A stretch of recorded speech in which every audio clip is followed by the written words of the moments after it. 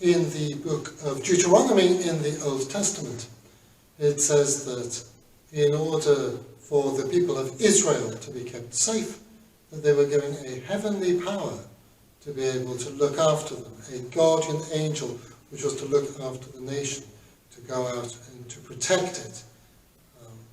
In earlier times, before our theology was more developed and our understanding of God and of each other hadn't quite developed as it did later on, then the idea would be that when two nations clashed together, then their guardians also would fight and would clash. And so the guardian of Israel would go up against, for example, the guardian of Egypt, or the guardian of the Philistines, the Midianites, whatever.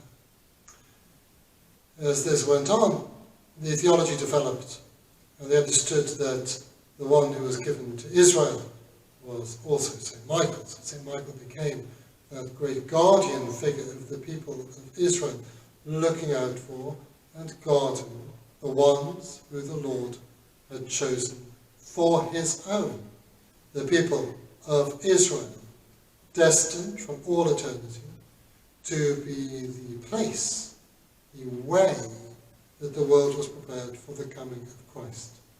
And in this, then, you can see that the role of the Archangel Gabriel, of the Archangel Michael, would have such an important part to play.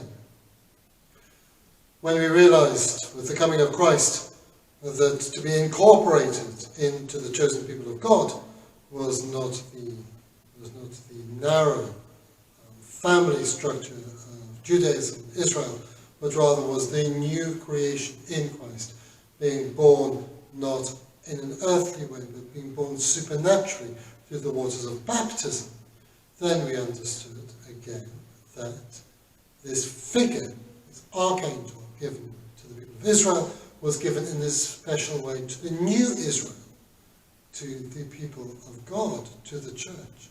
And so St. Michael is one who defends and looks after, not only in that sense the people of Israel, but also the new people of Israel, us, the church.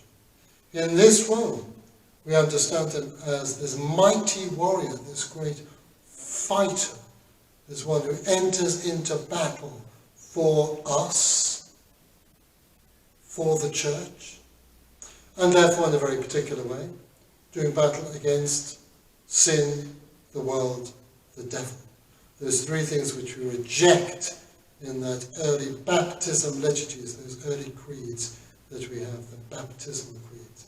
St. Michael, then, is one who has this pivotal and essential role.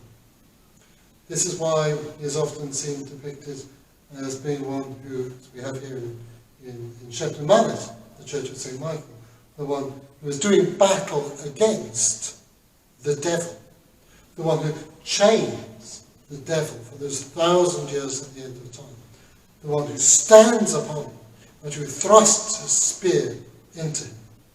St. Michael, the Archangel, defend us in the day of battle.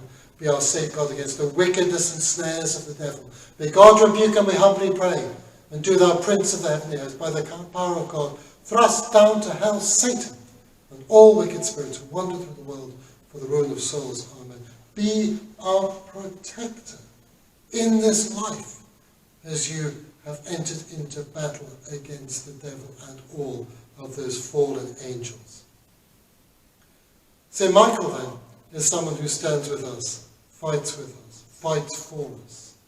He defends us as he defends the church, as he defended the people of Israel. He's a great patron to have, and St. Michael's is very lucky to have him as this holy, wonderful archangel, as their patron.